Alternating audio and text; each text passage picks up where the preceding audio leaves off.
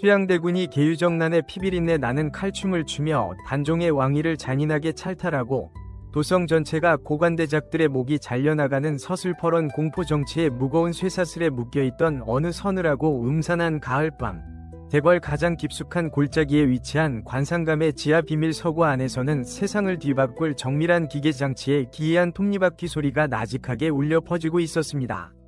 그 어둡고 키키한 서구 구석에는 낮에는 눈이 멀어가는 늙고 무능한 하급 소유 관원으로 위장하여 권력자들의 감시를 피하고 있으나 사방이 암흑으로 물드는 밤이 되면 하늘의 미세한 움직임과 태양의 고도를 정밀하게 계산해 미래의 천재지변을 예측하는 조선 최고의 천재 천문학자이자 기계 발명가인 서홍관 관원 영실이 홀로 앉아 등잔불을 밝히고 있었습니다. 그의 거친 손길 앞에는 과거 세종대왕 시절 세상을 호령했던 장영실의 위대한 기술을 은밀하게 이어받아 온갖 격자형 청동 톱니바퀴와 정교한 은으로 장식된 58개의 별자리가 기하학적 대칭을 이루며 맞물려 돌아가는 지름 3척의 거대한 천문시계, 자격성기가 압도적인 위용을 자랑하며 숨을 쉬고 있었습니다. 이 신비로운 시계는 단순히 흘러가는 시간을 알려주는 물시계 수준을 넘어 태양과 달과 지구의 삼각궤도를 완벽하게 계산하여 도성에 언제 거대한 대홍수가 나고 언제 타오르는 태양이 달의 암흑 속으로 완전히 잠기는 일식이 일어나는지 초 단위까지 정확하게 예측해내는 조선과학의 위대한 결정체였습니다. 하지만 현재 수양대군의 공신이자 조정을 장악하여 백성들을 핍박하던 부패한 권력가인 공대감은 이 천문시계가 미천한 백성들에게 하늘의 뜻과 자연의 진실을 날것 그대로 알려주어 왕과 지배층의 신성한 권위를 위협한다며 장치를 당장 도끼로 부수고 영실을 가문 전체와 함께 반역죄로 몰아세우려 혈안이 되어 있었습니다.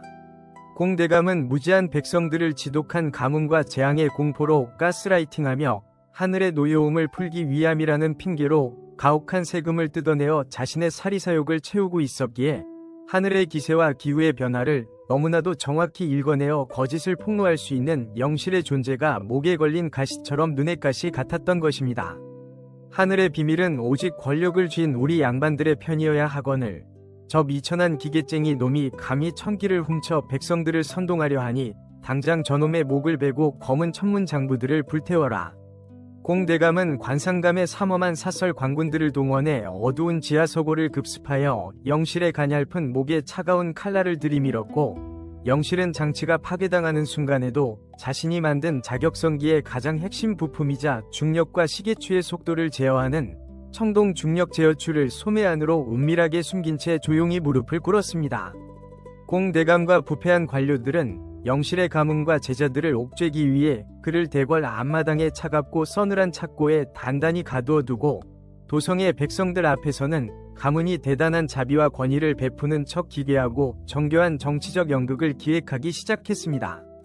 공대감은 최근 한양 도성에 몰아친 극심한 가뭄과 기근이 모두 저 감옥에 가두어둔 불길한 기계쟁이 영실이 괴상한 물건을 만들어 하늘의 신성한 기운을 어지럽혔기 때문이라 선동하며 사흘 뒤 대궐 마당에서 열릴 나라의 거대한 기우제 날에 영실의 목을 작두로 베어 하늘의 피해 제물로 바치겠다는 잔인한 공작을 온 도성에 선포했습니다. 천성적으로 위심이 병적으로 많던 공대감은 혹시 모를 변수를 차단하기 위해 영실의 서고에서 빼앗은 비밀 천문 장부들을 들고 도성 최고의 권위 있는 역술가들과 북경 명나라에서 온 황실 점성술사들까지 거액의 황금으로 동원하여 기우제 당일에 일식이나 포구 같은 기괴한 천문 징조가 숨겨져 있는지를 밤새도록 철저하게 검증하게 만들었습니다. 공대감의 비밀 세척 작업을 마친 명나라 점성술사들은 향후 보름 동안 한양 하늘에는 단 한 점의 구름도 없을 것이며 태양이 어둠에 가려지는 기괴한 개기일식 따위는 조선의 역사상 절대 일어날 수 없다는 완벽한 확답과 가짜 검증 문서를 공대감의 손에 쥐어주었습니다. 공대감은 영실의 목을 백성들 눈앞에서 합법적으로 베어버리고 자신의 부패한 권력을 가뭄의 공포 위에 더욱 공고히 할 승리감에 도취되어 도성의 모든 백성들과 군사들을 사흘 뒤 대궐 앞마당으로 남김없이 불러 모으기 시작했습니다. 하지만 사방이 꽉 막힌 차가운 감옥 안의 흙바닥에 웅크려 앉아 온몸에 먼지를 뒤집어 쓰고 있던 천문학자 영실은 자신의 낡은 소매 안에서 미세하게 작동하고 있던 손바닥만 한 휴대용 청동 혼천이 위 정밀한 톱니바퀴를 째깍 소리가 나도록 조용히 돌리며 어둠 속에서 차가운 반전의 미소를 지었습니다. 사실 공대감이 황금괴짝으로 완벽하게 포섭했다고 믿은 명나라의 대천문관들과 역술가들은 이미 수개월 전부터 공대감의 비리를 눈치채고 과학의 가치를 지키기 위해 영실이 거에게 비밀과학 채권을 던져 포섭해둔 영실의 은밀한 비밀 동조자들이었습니다. 영실은 탐욕스러운 공대감이 자신을 잔인하게 죽이려고 기획한 그 기우제 당일 정오가 사실은 100년 만에 태양이 달의 거대한 그림자에 완벽하게 가려져 우주의 대자연이 요동치는 역대급 개기일식 위 시간이라는 것을 공대감의 머리 꼭대기 위에서 정확하게 계산해내고 그들이 방심하도록 일부러 수치가 조작된 가짜 천문장부를 미끼로 던져두었던 것입니다. 사흘 뒤 사방에 먼지가 날리고 이글거리는 뜨거운 태양이 한양도성 하늘 한복판에 잔인하게 타오르던 정오 무렵 대궐 앞마당에는 숨을 쉴 공간도 없이 빽빽하게 모여든 수만 명의 인파와 백성들이 거대한 공포 속에서 숨을 죽이고 있었습니다. 화려하고 웅장한 황금빛 관복을 입고 단상 높이 올라간 공대감은 좌우로 서슬퍼런 칼을 든 포졸들을 거느린 채 빗장박 무쇠 판결봉을 공중으로 높이 치켜들며 성난사자처럼 소리쳤습니다. 하늘의 기운을 조작하여 가뭄을 불러오고 왕실을 모독한 대역죄인 영실의 목을 작두로 쳐라. 그리하면 사나운 화마 같은 가뭄이 당장 물러가고 백성들에게 새로운 하늘의 축복이 내릴 것이다. 술을 입에 머금은 망나니가 커다란 대형 칼을 들고 영실의 가냘픈 목덜미를 겨누며 기괴한 춤을 추기 시작했고 억울한 과학자의 죽음을 지켜보던 백성들은 공포와 절망에 질려 일제히 눈을 감아버렸습니다. 바로 그 사형 집행의 순간 거친 밧줄에 묶여있던 영실이 하늘을 향해 당당하게 고개를 치켜들며 재판장 전체를 뒤흔드는 거대한 호통을 내질렀습니다. 탐욕에 눈이 멀어 백성을 속이는 공대감. 내 놈이 감히 인간의 주머니를 털기 위해 고귀한 하늘의 뜻을 제멋대로 참칭하는구나. 지금 이 순간부터 우주의 거대한 진법도가 작동하여 대낮의 빛을 거두고 내 놈의 죄를 심판하는 거대한 어둠의 불벼락이 이 마당에 내릴 것이다. 영실의 무서운 호언장담이 끝남과 동시에 정말 거짓말처럼 한낮에 뜨겁던 태양의 오른쪽 테두리가 보이지 않는 거대한 암흑의 그림자에 서서히 먹혀 들어가기 시작하더니 불과 몇 분 만에 한양 전체의 푸른 하늘이 칠흑 같은 밤하늘처럼 완벽한 암흑 속으로 뚝 떨어져 버렸습니다. 사방의 기온이 순식간에 차갑게 내려앉으며 대낮임에도 불구하고 하늘 위에는 시뻘건 정갈자리와 북두칠성의 별자리들이 기괴하게 모습을 드러냈고 땅 위에서는 사방에서 폭풍 같은 서늘한 돌풍이 휘몰아치기 시작했습니다. 대낮에 태양이 통째로 소멸해버리는 전대미문의 대재앙과 우주의 대자연 현상 앞에 대궐 마당에 모인 수만 명의 백성들과 무기를 들고 있던 하급 군사들은 일제히 하늘의 대진노라 생각하며 비명을 지르고 바닥에 엎드려 대성통곡을 하기 시작했습니다. 공대감이 철석같이 믿고 있던 명나라의 천문 예측 보고서는 영실이 적들을 완벽하게 방심시키기 위해 정밀하게 디자인하여 던져준 위조된 거짓말 장부였음이 우주 전체의 증명으로 밝혀지는 순간이었습니다. 빛이 완전히 사라진 어둠 속에서 완벽한 정신적 패닉과 광기에 빠진 공대감은 허리춤에서 칼을 거칠게 뽑아들고 이것은 하늘의 진노가 아니다. 저 미천한 기계쟁이 영실놈이 괴상한 학문으로 요술을 부려 우리를 속이는 것이다. 당장 군사들은 저놈의 목을 베어 흔적을 없애라 라며 사방을 향해 미친 듯이 악을 쓰며 고함을 질렀습니다.